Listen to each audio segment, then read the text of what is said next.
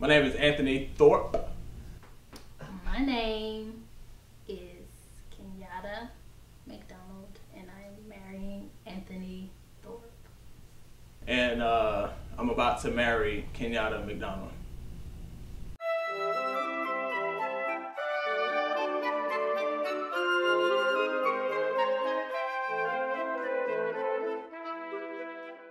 We met at my homeboy Corey, you know, A-Spoon Coon, at his brother's apartment over by the railroad tracks. Washington Apartments. Anthony and I met at Washington Apartments one summer. Met over there. Me and Corey's in the house playing a game, and Chris came in. He's like, "Hey, your cousin Kenyatta outside. You know, she ain't seen you in a while. You know, go talk to her." So he went outside to go talk to her. I waited in the house. I said, "Oh, this ain't gonna take long. He'll be back, and we'll finish playing Madden." That didn't happen. Took too long.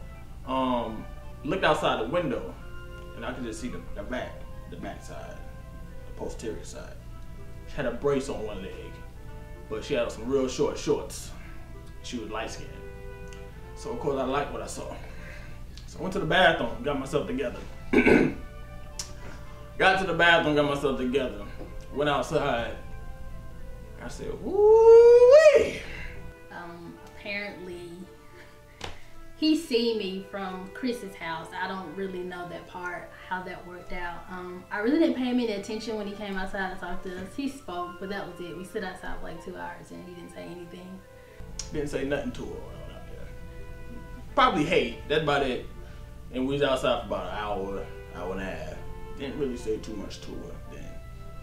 So it was really weird that this tall person, just standing outside in this circle of like 4 or 5 people and not saying anything. It was really weird.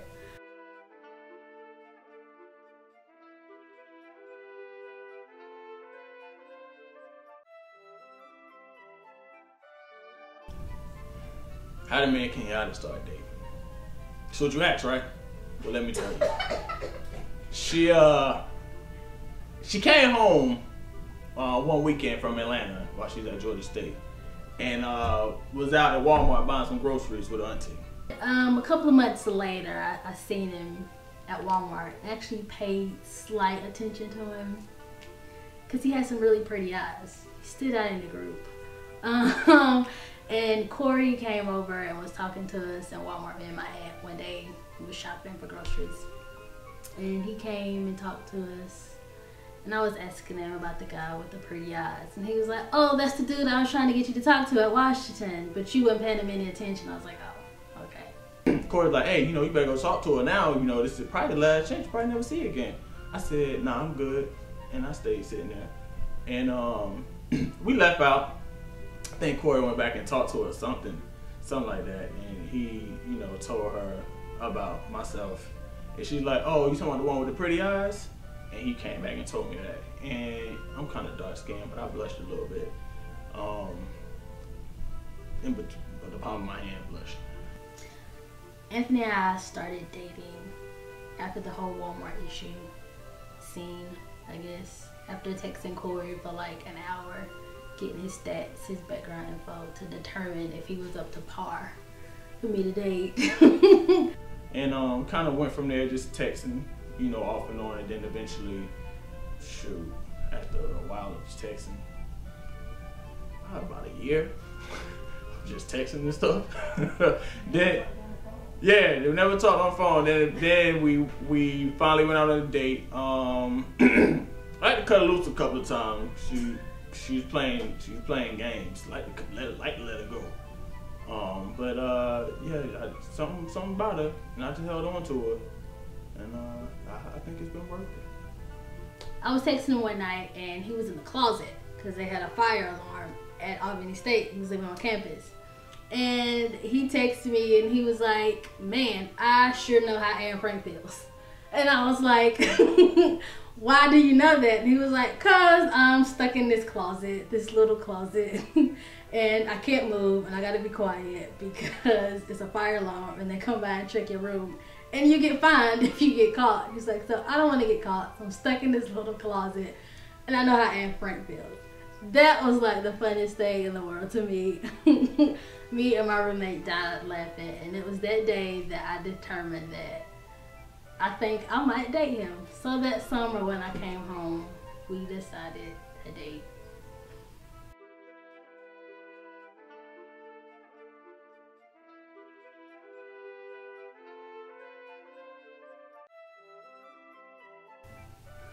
The proposal. Wow. Okay. I gotta give you the background story before I give you the proposal. Okay. So, when I came to Georgia, back from Grundy, for my spring break, Anthony was showing me this Sony tablet that he wanted to buy. And so I was asking him when was he gonna buy the tablet. And he was like, after we get married. So I was like, okay, cool. That's a long time from now. Don't have to worry about it. So I leave that Sunday. I just got my car. Hallelujah. Leave that Sunday to go back to Grundy. And little did I know, he ordered it that same day while I was on that long 10-hour drive back to Grundy by myself. Of course, I went through the correct avenues before proposing. Went and talked to her auntie, got her approval. Talked to my parents, got their approval. Talked to my uncle, all the way up in Jersey, Uncle Wayne. I see you. Got his approval. And went to Grundy. She was upset with me the week before because I purchased a tablet that I said I wouldn't buy until we got married. Shouldn't have said that at all. Meant to say until we got engaged, but she didn't know at the time I already had the ring. So he came to Grundy for his spring break like 2 weeks later. And the day before he came was on the phone. I told him, when you get here, you're going to tell me why you bought the tablet, or the real reason why you bought the tablet. He was like, yeah, I'm going to tell you the real reason why I bought the tablet. Yeah, went up there. She had a little funky attitude, even though I just drove 10 hours to see her for my spring break. So later that night, as the day, progressed, she wouldn't drop it. So I went in the back and put the ring in my pocket. Came out the back. She was on the computer, and I grabbed her, and I said, "Hey, you really want to know why I didn't tell you about the tablet, or why I bought it?" He was like, "You promise not to get mad?" I was like, "I promise." He was like, "You know I love you, right?" I was like, "Oh my gosh, would you just say it? Don't say stuff like that, because when people say stuff like that, something bad is about to come out afterwards." I had to stand up in the middle of the room, and it seemed as if I was about to tell her I just cheated on her or something like that. It was my fault the way it was coming out, but I wanted it to do that because I don't know, I don't do stuff the right way. So yeah, eventually the suspense got built up pretty high. But I stood up anyway, and he got on one knee, and I was like, he said, "Hey, will you be my girl?" She said, "Yeah, daddy." And I said, "You darn right you will." Put that ring on her finger. It's a little swole at the time, but I got it on there. A little spit ain't never hurt nobody. It took him a minute to get the ring on my finger, but it's probably because my blood pressure was like through the roof. Because I thought he was about to tell me like he cheated on me or something. Like, people don't say, "You know I love you," right? Unless something bad happened. Like, really, come on. So that's how the proposal went. And that's how we got together. That's how she became my woman. She mine now.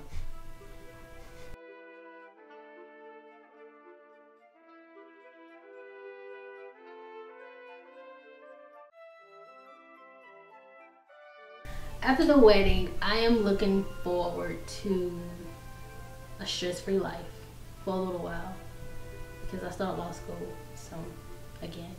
But basically, just being happy, growing old together, possibly raising a family,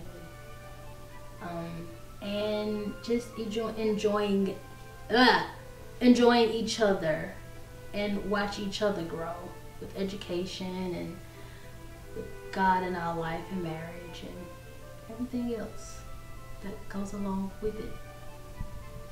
Well, of course, if you know me, you know I've never ever touched a woman ever. So of course, I mean, just the experience of, you know, the honeymoon. You never know what to expect, is what I'm saying. I mean, nobody else gonna hear this, right? Well, okay, look. I'm looking forward to how you say bow chicka wow wow. But besides that, I'm sure we're just gonna have an awesome, amazing time together. Walking the beach. You know, just having a grand old time. I mean, this is the woman I'm gonna spend the rest of my life with. The rest of my life. So I think it's gonna be a pretty awesome experience. We get to, you know, just experience one another, explore one another's bodies on an intimate level. You know. That's what am I looking forward to in the years to come after the wedding? Yeah, that's what I meant. You wanted to rephrase that. I went a little too much into details. What you saying? Really, just going old together. You know, getting to know each other even the more. Even on the sense of us furthering our education to set up a better future for our kids or our nieces and nephews or cousins, or, you know, trying to set a better example for the younger generations coming up in our family. The one thing I would like to add about Anthony and myself, I feel like we balance each other out in a sense, meaning that he is just goofy all the time, and I'm only goofy 1/10 of the time. So I think we balance each other out. Like, he helps me act stupid and be funny when need be, and I help him be serious when he need to be. So we work together like a magnet. I don't know how that goes together, but there you go. We work together like peas and carrots. Peas and carrots work together. But everybody don't like peas and carrots. So, I don't know. We just go together. We work. We fit. How about that? Oh, this video is gonna tear some people up. It's gonna tear some people up.